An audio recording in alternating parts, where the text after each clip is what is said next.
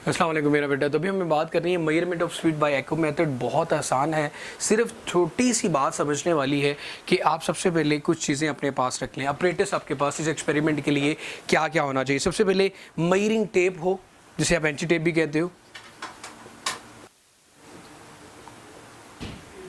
एक आपके पास stop watch हो। स्टॉप वॉच के साथ साथ एक आपके पास फ्लैट वॉल, मतलब एक सीधी सी दीवार जहां से इको बड़ी अच्छे से प्रोड्यूस की जा सके, फ्लैट वॉल। और ये चीज़ें आपके पास मौजूद हों तो आप क्या प्रोड्यूस कर सकते, क्या कैलकुलेट कर सकते हैं भाई। V speed of the sound calculate करना है।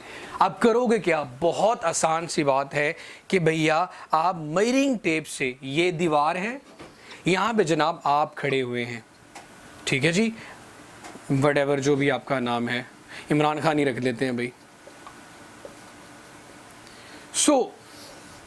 इमरान खान और इस फ्लैट वॉल के दरमियान जो डिस्टेंस है वो 50 मीटर का डिस्टेंस है। मैंने कितना डिस्टेंस फिक्स कर लिया, 50 मीटर का। अब मेरे भाई आपके हाथ में एक स्टॉप वॉच है। आप इमरान खान साहब यहाँ पे खड़े होकर क्लैप करते हैं।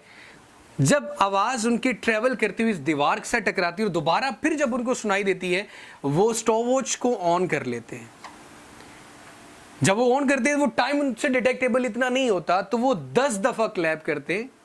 10 क्लैप के लिए टाइम स्टॉप वॉच पे जब 10 दफ़ा क्लैप करते हैं और 10वीं दफ़ा और 10वीं क्लैप की जब उनको एको सुनाई देगी, क्लैप नहीं, जब आपने एक दफ़ा क्लैप किया उसकी एको सुनाई दी 1, दूसरी दफ़ा क्लैप की उसकी एको सुनाई दी 2, तीसरी दफ़ा क्लैप की उसकी एको सुनाई दी 3। इसी तरह जब 10 तालियों की, क्लैप्स की एको सुनाई दे जाएगी, आप स्टॉप वॉच को ऑफ कर देंगे।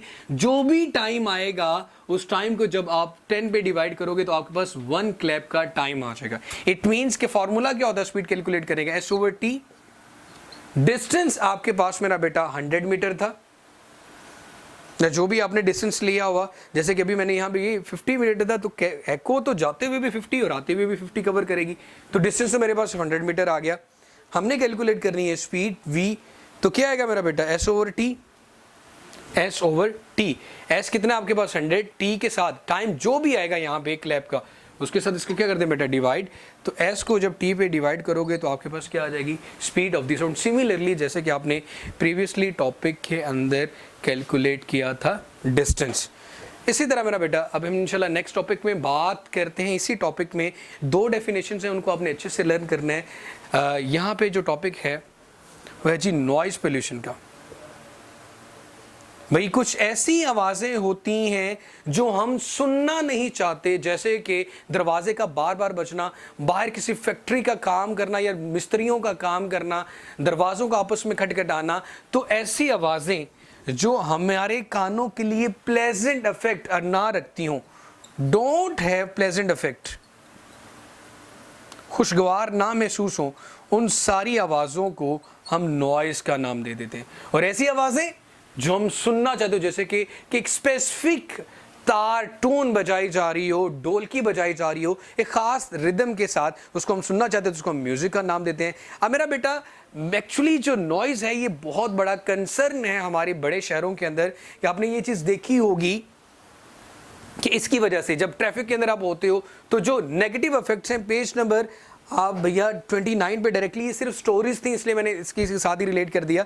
पेज नंबर 29 पे सेकेंड पैराग्राफ में, noise has negative effects on human health as it cause hearing loss, stress, headache या स्लीपिंग डिस्टर्बेंस। रात को सोए तो जरी सी बात है डिस्टर्ब हो जाओगे, तो ये सारे उसके आप कह सकते हो कि उसके हार्मफुल इफेक्ट्स आ जाते हैं, नेगेटिव इफेक्ट्स हैं, याद रखना है। और एक चीज़ याद रखनी कि जो नॉइज़ पोल्यूशन का जो लेवल है 85 to 90 डेसिबल तक साउंड इंटेंसिटी लेवल को एक सेफ सिटी के अंदर मेंटेन रखने की कोशिश की जाती है। और इस तरह कैसे कोशिश की जाती है कि जितनी भी मशीनरी हैवी है उसको ऐसी जगहों पे रखा जाता है, ऐसा काम जहाँ पे वो ज़्यादा शोर प्रोड्यूस हो, वो शहरों से जहाँ से लोग रह रहे हो वहाँ से दूर किया जाता है। और जितनी भी आपके पास साउंड या नॉइज़ प्रोड्यूस करने वाली मशीनरी है उसको एनवायरमेंटल फ्रेंडली मशीनरी के साथ रिप्लेस किया जाता है। तो ये एक छोटी सी बात है, जिस तरह आप लोगों ने ने कैसे याद किया होगा वही था, इसमें खास कुछ नहीं। इसके बाद इंशाल्लाह हमारा जो टॉपिक है वो इम्पोर्टेंस ऑफ अकॉस्टिक का है